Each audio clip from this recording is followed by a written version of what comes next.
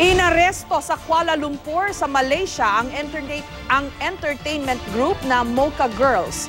Ayon sa Embahada ng Pilipinas sa Kuala Lumpur, hinuli ang grupo matapos mag-perform doon ng walang work permit. Agad daw nagpadala ng abogado ang ating embahada. Kadalasan, inaabot daw ng 14 na araw bago maresolba ang mga immigration case sa Malaysia. Pero pinakawalan na ang grupo kahapon at kaninang umaga, ipinadeport na sila pabalik dito sa Pilipinas.